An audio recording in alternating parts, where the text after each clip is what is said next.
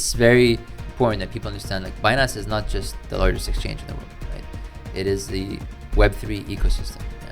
We try to kind of build around the core kind of hero product, which is the exchange, because Web3, the exchange is an entry point, exit point from Web3, right? But there's so much that can be built around it to complement the space. And for us, the ambition is to onboard the next billion users.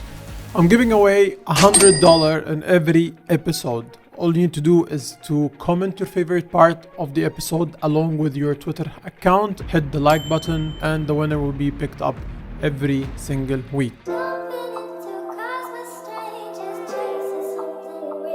I feel like Mr. Boom. So today I have a very special guest, and I want to start a different intro, but anyways, nothing is being prepared as usual. And he's from the largest exchange in the world, which is Binance. And he is the lead of Binance MENASAT, which is, let's go. I want to start in Arabic. Minu yana hal-hazza. Since it's Kuwaiti. Badr, how are you? Marhaba, assalamu alaikum. Hello, Elja. Pleasure to be here. Finally, this has been a long time in the works. So I'm glad we finally got to do this, especially a day before I switch off or try to switch off for summer vacation. Vacation. There is no Mako. You try your best, especially in Binance. You have to. Crypto never sleeps, right? As he says, Binance is always going to be Binance. Inshallah. So Badr, number one, Badr, you're Kuwaiti, and I'm happy and proud to find Ahad Kuwaiti in an Arab in a tier 1 exchange, and the best exchange, mashallah. And we want to know, who is Badr? Now, forget about crypto now. Where is Badr from? What did you do? What did you study? Your background. All right. Thank you for that.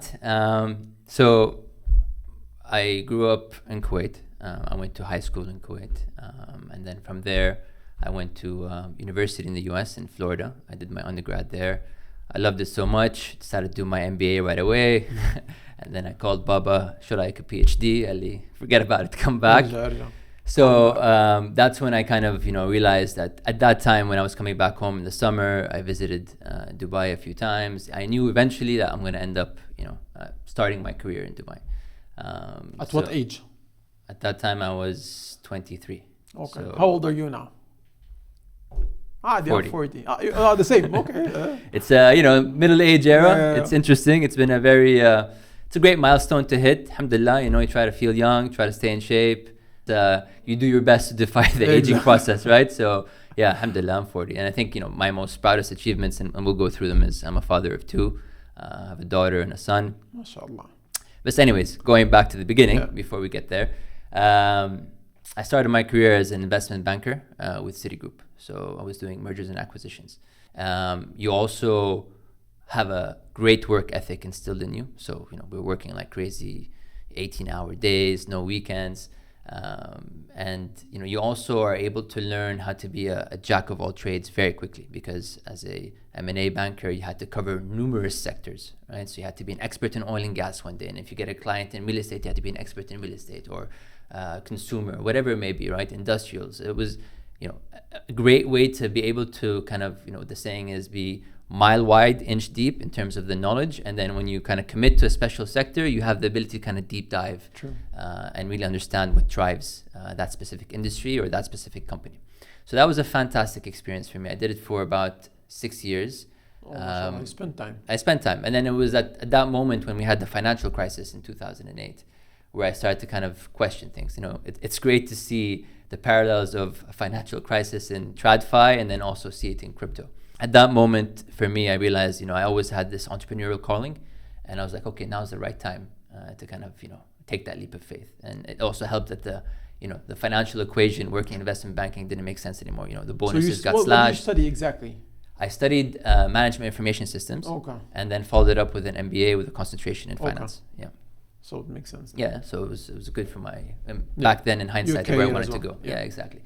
So that's when actually, I came up with an idea, and I had a pitch with the chairman of Amar at the time, looking at an engagement, and basically, yes. And through one of my very good friends, we told him, look, I have this idea. would you give me 6 buildings to kind of run the pilot? And essentially the idea was to create these smart locker systems. And it kind of stemmed from a problem that I was facing as a banker, right? I didn't have time. I didn't have time to go to the laundry. I didn't have time to go get my groceries. And you realize in Dubai there's a lot of vertical density, right? And everyone's pressed for time. So I created this concept of having these smart lockers act as a very efficient distribution mechanism. And you'd put it inside a residential tower where you had a lot of people, and then you onboard service providers to offer services to those tenants. And instead of going somewhere or having someone come to you and coordinate your time with someone else, the user would engage by picking up and dropping off their goods and services through the smart locker. So they can do it 24/7. And on the services provider side, what it ended up doing was it made the first and last mile a lot more efficient. In one trip at 4 o'clock in the morning, a courier can drop off 10 orders in one go without having to contact the customers. It's actually a good idea, but the issue or the point that came, how big is the locker as a size? Yeah, and the locker is modular. So it starts off with 10, and there's different sizing to accommodate for different products. So yeah, we definitely kind of thought through that because you want to accommodate a variety of products and services. And so, alhamdulillah, I got the nudge, thumbs up from Ammar to go ahead and launch this pilot. That gave me all the kind of courage I needed. Next day, I went to the office, I quit, I ended up raising $1 million from friends and family and went to work kind of inventing this thing. And for me, and I was... So that was the moment of your entrepreneurial life? The first startup. And I always had like this kind of, criteria for myself is that I didn't want to do copy paste. I wanted to try and innovate out of the region. So at that time, it was one of those things that was like, I didn't have a playbook to copy. I was building everything by myself with my team, coming up with the model, the product, all from scratch.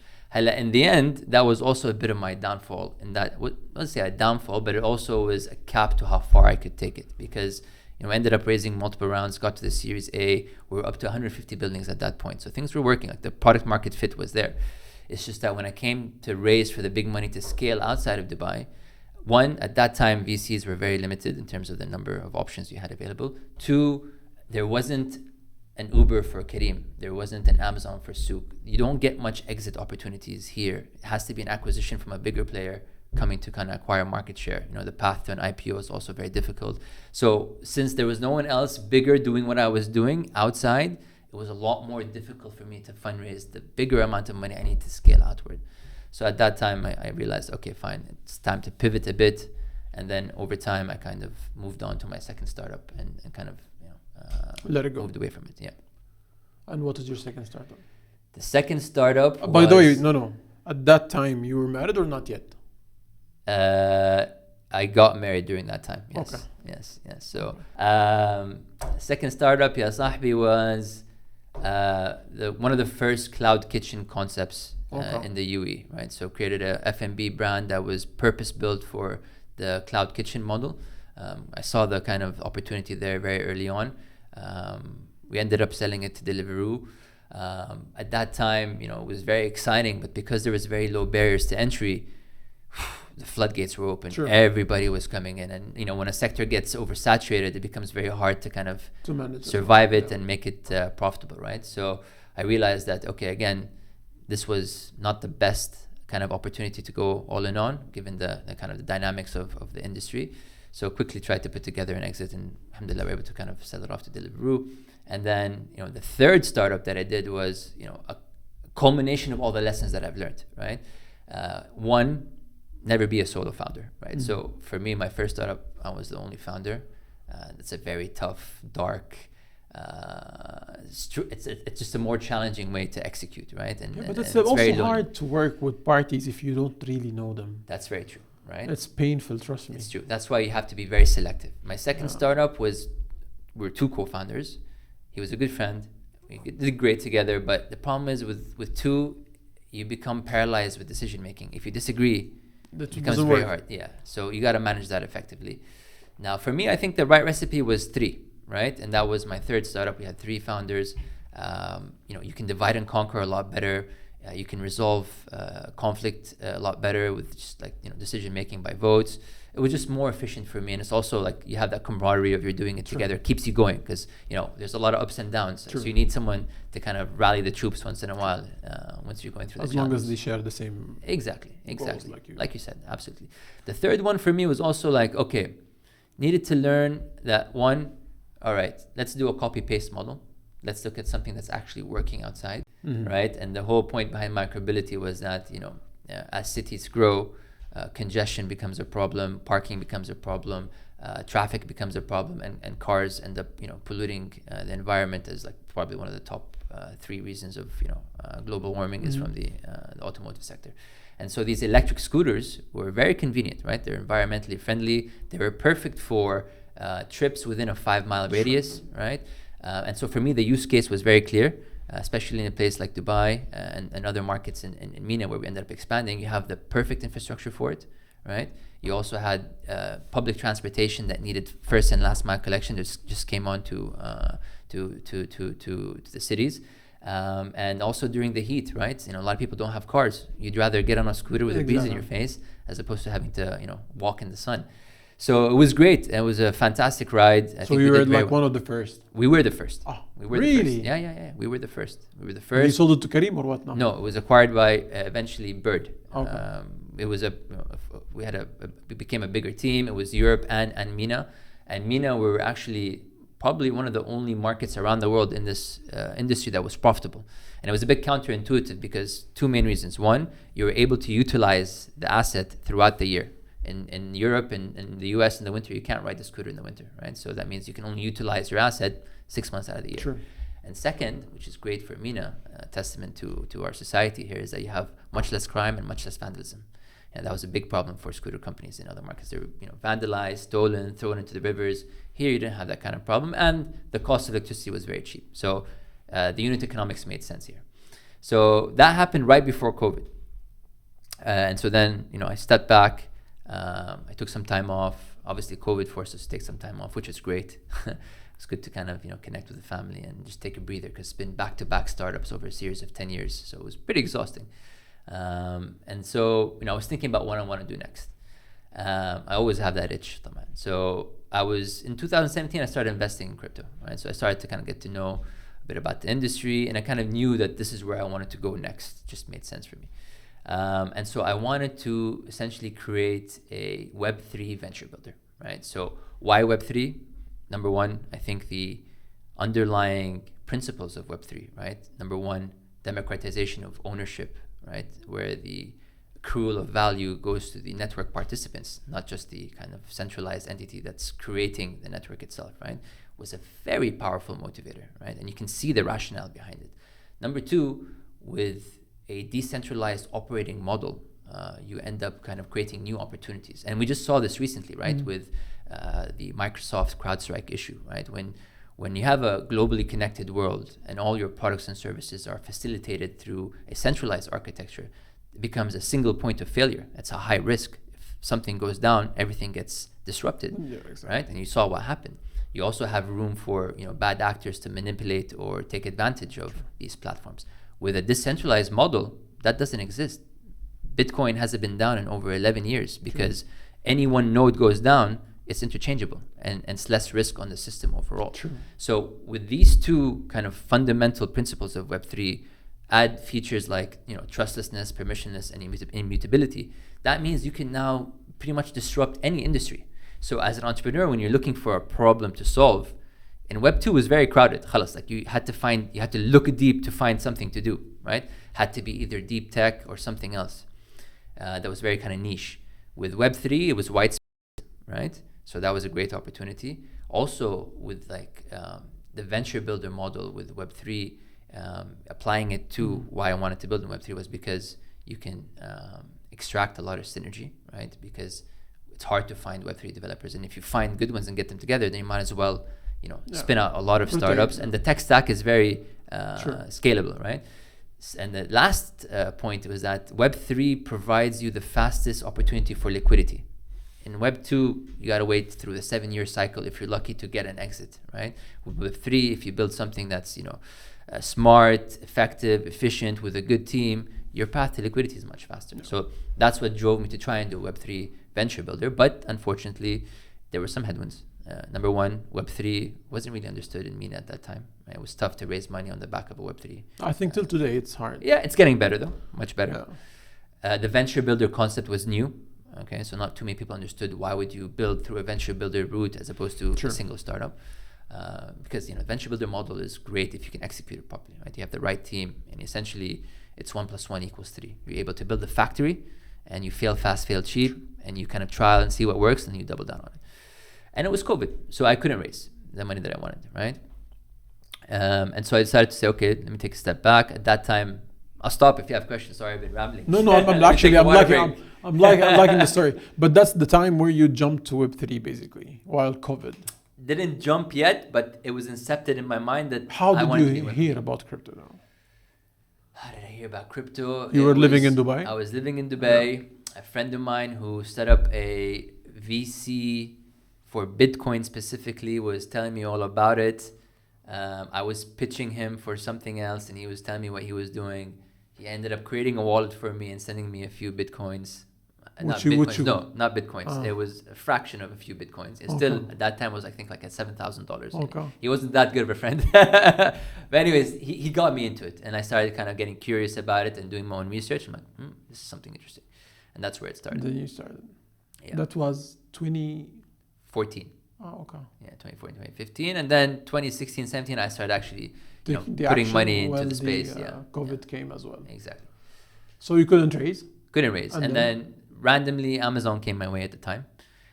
Which is Ronnie. Now, let's go back. From entrepreneurial life, you went, from a job to entrepreneur, sold few companies, and then back to the job because COVID. I wasn't looking. It just came my way, and COVID came. So you took the opportunity that's available. And a married guy with kids, you need to survive. My second one was on the way, and it second was wife or what? We made him one is enough. One is enough. So it came my way, and I wasn't looking. And Ronnie is a fantastic mentor. Obviously, he built sold to Amazon. And there was an opportunity to kind of be head of growth for Amazon in the region.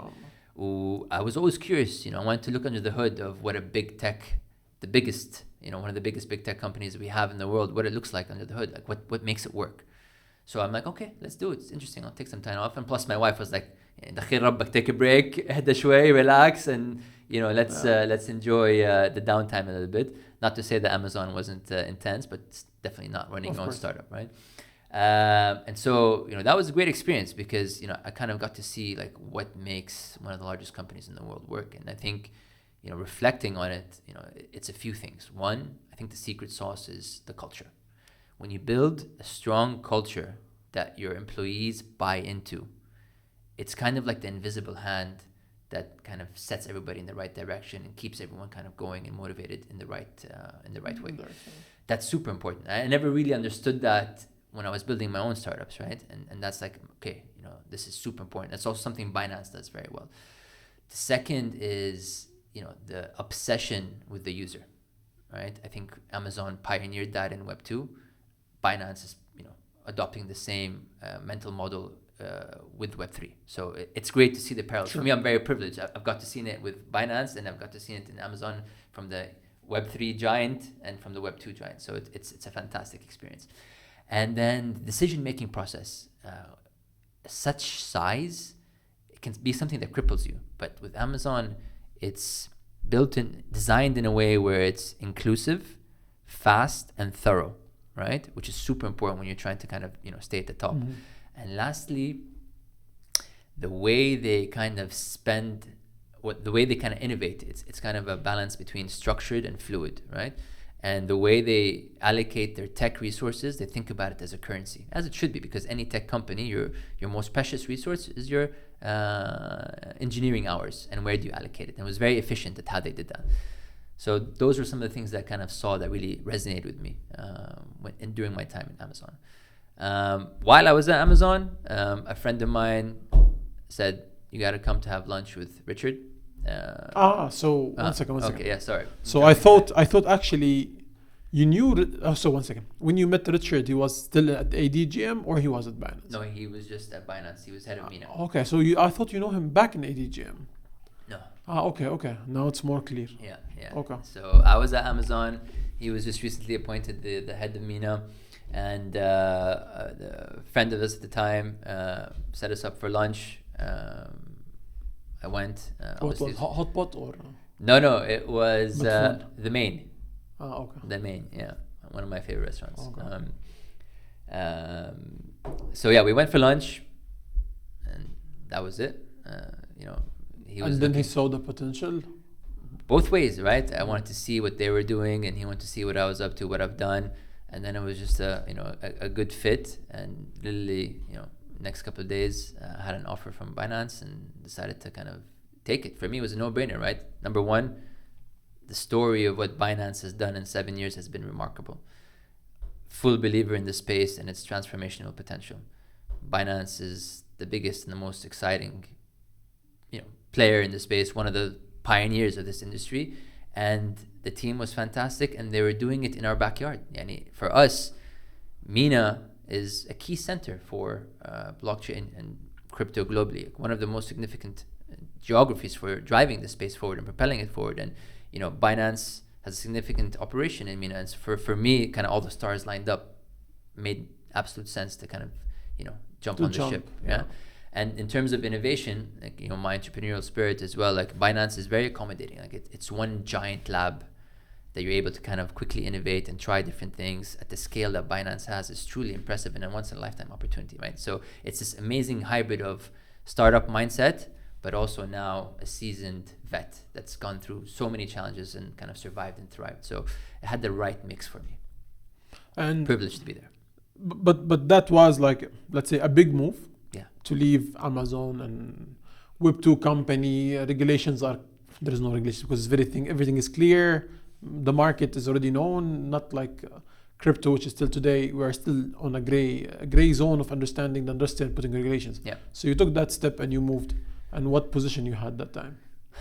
That time when I came in, I was operations and marketing. For the MENA region. For MENA. Yeah. When you say MENA, what MENA covers? Because MENA, so MENA is we get confused. MENA should Arab, but then you don't know. Morocco, all the way to Pakistan. Okay. That's MENA. So Pakistan included MENA. In the MENA, yeah. So it's not based on language. No. Okay. No. So you are actually operating with the Pakistan. On a reverse solicitation basis. Yeah. The Pakistan, we don't have operations in Pakistan, right? Yeah, of course. In terms of coverage, yes. That's the scope of MENA. Okay. Yeah. So you jumped there. Back in the time, I remember Hamid, he was also here for some time. Hamid left before I came. Okay. Yeah. Because Hamid left to Europe. France. He was already France, but then he came for some time and then he left. Yes, that's true. I'm Binance OG, man. Sometimes, you know what makes me sad? I believe I'm a part of Binance. I know Binance when we have your picture on the wall every morning. Salam alaikum. I wish so, but anyways. I mean, me and CZ follow each other when his account was below 200K. And now he's 10 million plus, right? And I feel like I'm a part of this journey. What makes me sometimes sad, it became too big even for me to follow it. Yeah. Before it was like a small house. Now it's become a brand. That's a good thing. Right? Of course, because again, let's be honest, what Binance achieved and contributed to the market is way more than anyone else has done. Astonishing. Way more. Yeah. I mean, no one is perfect. CZ is not perfect. I'm not perfect. No one is perfect, man. But if you looked at the amount of great things being done, man, the only one that everyone was supporting organically was CZ and Binance. It's organic. No one being paid. No one is shilled or whatever. Yeah. It was all organic because one Turkey guy told me, maybe you know him, Burak, the gameness guy. Yeah. He told me, when you go to Turkey and you find a taxi driver speaking about Binance, you feel that he's speaking about his own company. And that's what Binance did very well, because 100%. CZ is a humble person and the entire team is humble. Even Trust Wallet, Wanshin, which she used to be in Binance before, she's a very humble person. I mean, this is the criteria of Binance. I mean, I've seen other chains without mentioning names, and they enter Lady Gaga I mean, there's no problem with Lady Gaga, but I mean for the attitude. Yeah. And it's something I don't like. Be humble, man. I mean, here people can get rich in a day and lose their money in another day, right? Absolutely. I think it starts with leadership team being mission driven, right? Having a cause, and then being humble about going about achieving that cause despite the success. That kind of is infectious, and it's amazing for it to filter down to all the other employees. But like you said, what gives me a high sense of satisfaction is not just believing in the overall mission, but when you, like you said, that example of the taxi driver, that holds true in many parts of the world that Binance operates, right? From all walks of life. And to see the satisfaction and the impact you're doing from the users directly, and to see the love that they have for this company, it's truly also another source of motivation. It's very rewarding, and kudos to kind of how they go about building this company, right? It's always been grassroots, communities entrenched in their DNA, and they haven't lost sight of that. And that's, I think, one of our USPs as a company. They succeeded on the brand, that's for sure. Even team from like Italy, Lorenzo, Lorenzo, right? Yeah. He's like also like, you feel him that he's not an employee for Binance. He is representing Binance, like from the love, from the passion. Exactly, 100%. You said the right word. So when you jumped there, Rachel was there as well or not yet? Rachel, of course, the CEO for Binance. We had the show with her. Yeah, no, Rachel came in, I think, I want to say maybe like 6 months after I joined. Oh, yeah. But she's definitely a great added value to Binance. Absolutely. That's true. true. Yeah. Rachel's been a fantastic addition to the Binance. So tell me now your journey. By the way, guys, why Badr is here? I am myself, like, I know many people inside Binance, and always what makes me upset that majority of people look at Binance just from the listing or from the investment side, which is a different company. But Binance is way more than that. Binance, from their product, we have Dr. Shatral from the P2P. I've seen many cases happened here and outside, and she came and like she asked in some of them if I know these people, etc. She's always passionate to solve everyone's problem, and I need people to see such a thing in Binance, because what is here is not been in any other exchange. What you see in Binance or at Binance, I've never seen in any other exchange. Yeah. From we say deep from every product, because you have a lot of products, right? Yeah, and every product has its own passionate drive lines. Exactly. So and people need to know it. Yeah, exactly. That's why Badr is, mashallah, one of the smartest people I've seen. At the beginning, when I saw him, I was confused. Why the hell Binance brought a model? I'm like, what is going on? So I wanted to speak. So I wanted to speak with you to understand what's happening. No, mashallah. But then I saw that, mashallah, he's a model with a smart brain. So you came at that position, and then what happened for today to become the lead of the MENASAT? Look, I think, obviously, again, very fortunate and privileged to be where I am today. And it's, again, it's amazing to work with the team that Binance has to offer, right? I think that's the most important, I'd say, factor. And, when you come to work in a place, I'm the kind of guy that, goes all in and puts my heart and soul into something I'm doing. That's just me, right? I'm not going to do something, half-assed. It's not me. So, so for me, I put my head down, saw the opportunities, saw the gaps. My background helped in the sense that, as an entrepreneur, I'm, again, a jack of all trades.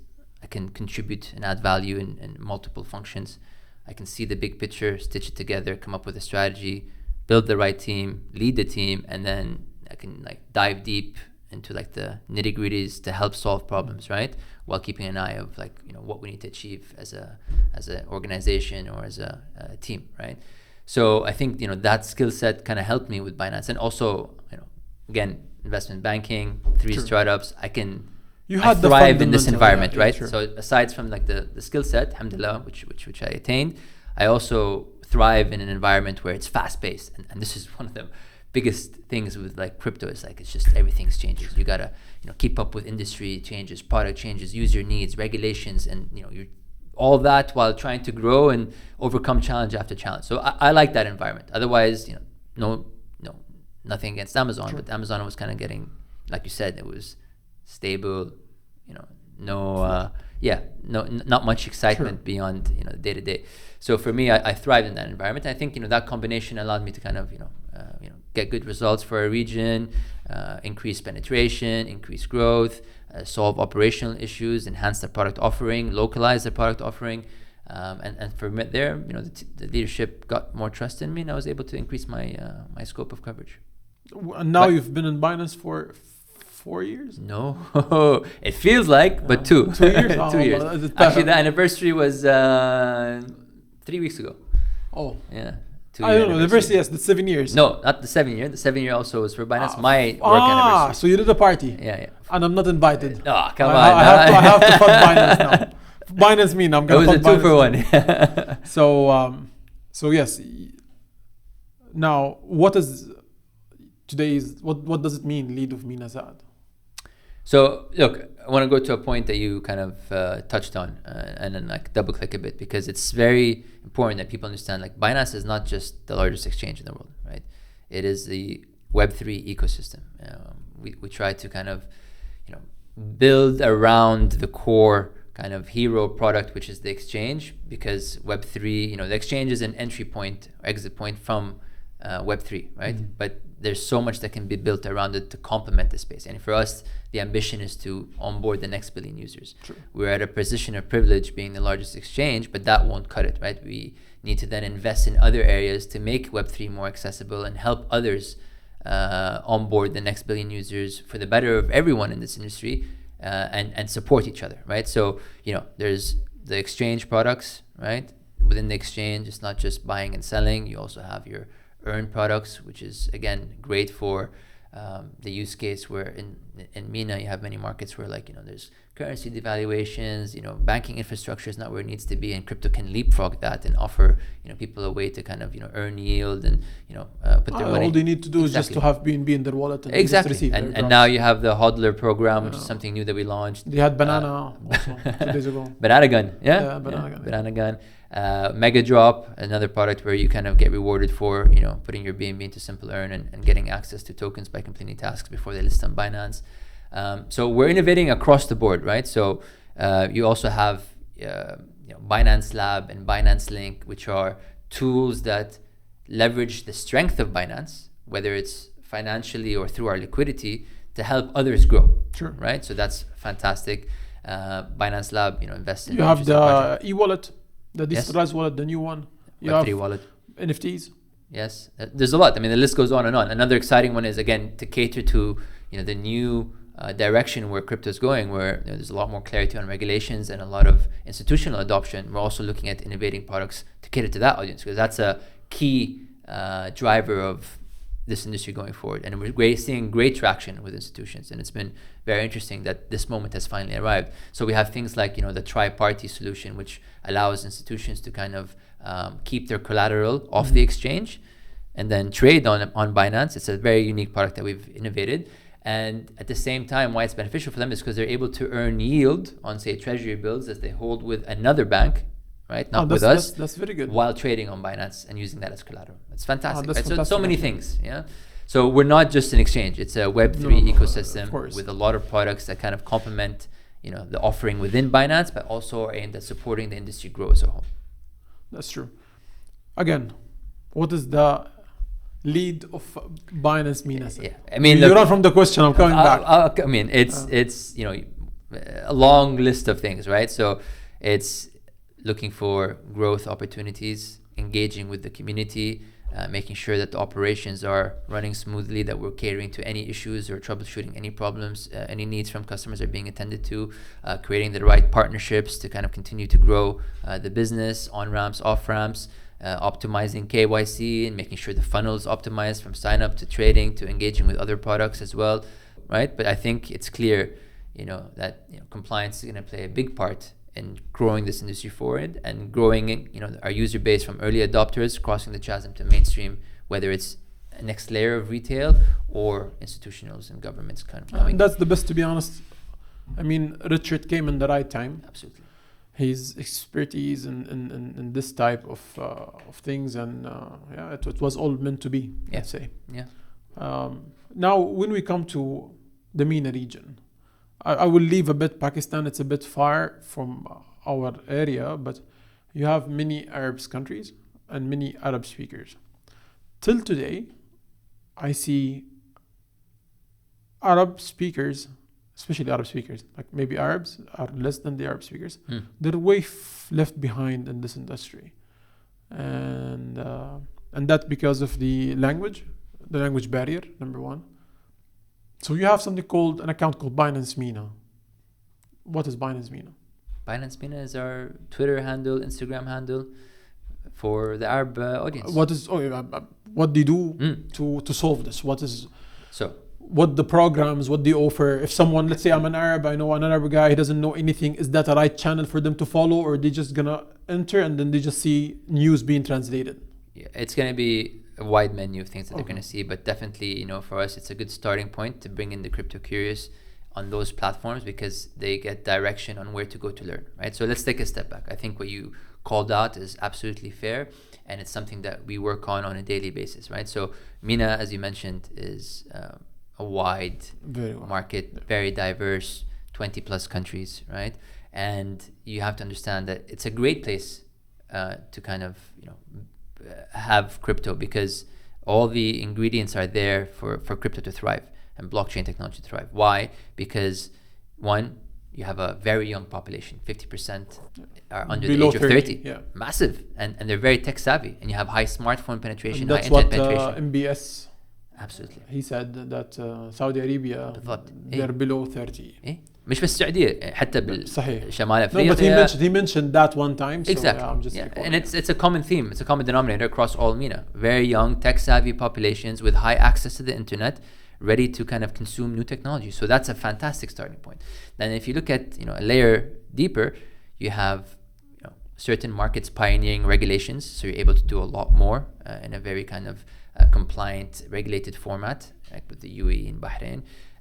You have a lot of use cases that come out of that, whether it's like just like remittances or more established asset management solutions within the Web3 space.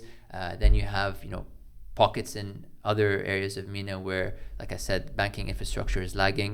25% of the world still remains unbanked. A lot of it is in MENA. This is a great way to use crypto to kind of leapfrog that. So there's a lot of use cases. And then the third is that, like you said, a core component for crypto adoption is education and awareness. True. Okay? You have to tell someone why crypto is beneficial. How do they use it safely? Okay? And so for me and the team, we focus on Binance Academy. We localize a lot of the content there in Arabic. We do a lot of our AMAs and community engagements also in Arabic. That's in X Spaces, right? On X Space, yeah. Okay. X or Binance Live. Okay. And our social media handles are optimized for both Arabic and English. Our product, we spend a lot of time localizing also. Can you access Binance Live without having a Binance account? Yes, but you have to sign up eventually. But you can access at the beginning or no? Yes. Okay. So that's something for Arabs. I mean, if you just want to onboard a friend, just give him a link. Let him listen, like a radio. Maybe you need to do a podcast. Arab like to listen a lot of podcasts. What are we doing here? No, voice the one in the car when you drive. And like a radio. That's another channel. In Absolutely. Dubai. I think people, we like to listen a lot, especially when we drive. And most of us like to stay on the street all day driving or drifting. Or drifting. So they would love to listen, I think. Yeah. No, that's definitely a great idea. All the channels are welcome. So you have as well in part of Binance MENA, there is a Saudi lady. Reem. Mm-hmm. She's a part of your team? Yes. What does she do? She's head of marketing for MENASAT. Oh, so see, Binance support women in Web3. Even she's from Saudi. Mashallah. Yeah. No, we have a lot of women in our roster. They're all fantastic. And they are super hard workers. Yeah. Starting from Hui. Absolutely. No, but Hui is really hard worker. That's next level. I do agree. She's the next level. How did you, since you joined and with Richard, have you been like with communication with Hui, or it's a bit far? I mean, no, I'm, definitely the fact that I'm in Dubai and, she also lives in the UAE, we bump into each other a lot, and we have our, side chats, which I really appreciate. So no, I think, one of the privileges of working in Binance in the UAE is that you're, connected with connected. most of You know, the they team. come and they go, but you know, they spend a lot of time here. So it's great to kind of take that opportunity and kind of like, you know, have those discussions. It's very valuable. Now, since you've been 2 years in Binance, mashallah, Inshallah. I had a suggestion before Hmm. how to make more entrepreneurs comes from the MENA region. The problem, or I believe there are so many smart talents in the MENA region. 100%. Yeah.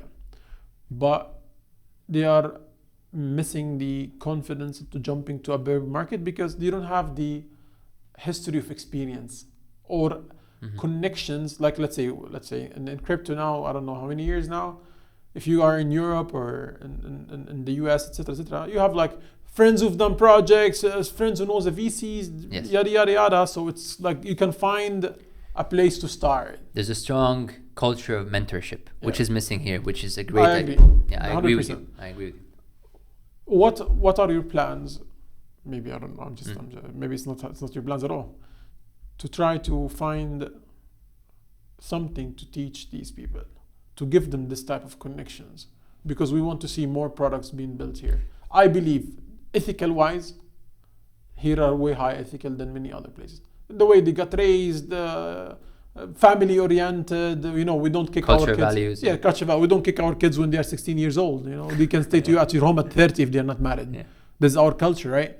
So you get grown with this culture, so you respect everything surround you as much as you can. Of course, not everyone is perfect, but that's the ABC we've got to learn into. So feeding this missing parts, it is something good because we're gonna see things.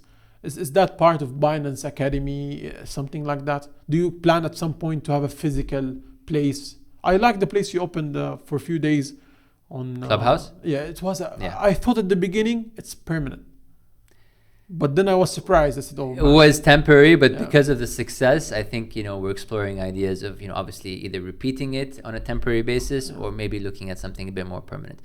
I believe if it's permanent and it doesn't need to be open 24 hours No, for of course public, not. Yeah. but at least it's people know the place. There will be like 2-3 sessions. Has nothing to do with the trading or open an account. Just to do about pure education. Yeah. Because we're missing education and quality connections, and that's what I like about Binance. I don't attend, me myself, I don't attend 99% of the events. I get offered to be speaker in, of course, most of the events. I say no because I care about where I'm going, with whom I'm going. I think you know As you already should. some of the stories, As you right? should, yeah. So Binance for me is caring about this quality, and that's a place where I would like to get a friend so we can learn, 100%. right? So maybe you need to So- have I can rent you a place if you guys know you need money or something. I think we're okay. But look, I think even set today, great idea that's, you know, also been in the back of my mind and leadership mind, right? And it goes from something a bit more broader as well. Like in this industry, you know, in general, in tech, not just Web3. In Web3, it's accelerated, but the velocity of change is so fast that the disruptor can get disrupted in a blink of an eye. So you constantly have to adopt this, you know, mindset that it's always day one and that you're not being complacent and you're always looking at the next thing, right? Don't skate to where the puck is, skate to where it's going, right? And that is driven by innovation. Now, with innovation, it can come from 3 sources, right? Internally, through your company and your employees, and has to have like the environment that top down, bottom up exchange of ideas can be encouraged and flow efficiently. 2, from competitors, right? Sometimes it's better to be a fast follower than a first mover, right? Sometimes you let someone prove the product market fit and you come in and you out execute them. Facebook is a great example of that. And then 3rd is from the community, right? If you think about it, we've launched something called Binance Build, where users and community can suggest ideas, right? And it informs us for, you know, gaps, informs us on areas of optimization or potentially new innovative products to develop, right? So essentially we've turned our user base into one big crowdsourcing pool for new ideas. So to elaborate on that, I think what you're saying is also great to have a physical component where, you know, in a market like UAE, and what's exciting to me is, for the first time, the MENA region is a significant player in a technological revolution. It's becoming exporting, elite. exactly. Yeah. Exporting innovation as opposed to just importing it. True. And building on what we're trying to do with Binance Build, etc., you have a mentorship program. You would have a physical component that kind of, caters to this, whether it's a Web3 accelerator. We kind of have something similar with Binance Labs. We did it on the metaverse called Build the Block. But yeah, taking it to something a bit more. I was local. one of the referees, You were? Yeah. but it only one time. It was only one time. But I think, we can look at it in a different format as well. So I'm going to take that inspiration and kind of, think it through with the team and the leadership and see what we can do. But I think, in principle, that's the direction that we all want to head. Right? I mean, if you guys didn't Support do the it, I don't community. care. I'm going to do it with CZ, with Giggle Academy. With Giggle Academy. I'm going to fund you guys so hard. Yeah. So, Badr, we spent 50 minutes. The time passed. He told me I need 30 minutes. I'm busy. I said, okay, dude, just wait. I need to go pack, get ready. It was really a pleasure Habibi, having you. likewise. Wallah, Anjad. Badr, Thank you so much. mashallah, is people know me. I'm an asshole. So if I don't really feel the vibes, I don't care.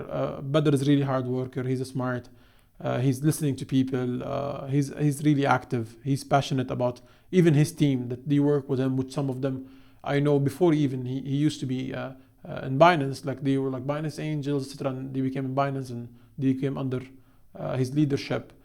They all speak well about him.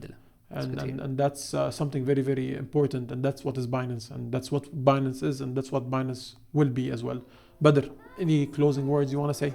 No, thank you so much. I think this was great. A lot of interesting topics, some takeaways that we'll follow up on. And thanks for having me. It's been a pleasure. Habibi, Megasat, Mashkur. Assalamu alaikum. It's not just a room. The Room of Eljaboom. Let's go! This money something slight. I feel like Mr. Boom. I don't want your kitty, I'm just trying to play with Moon. We could hit the city, baby. What you trying to do? Catch me out.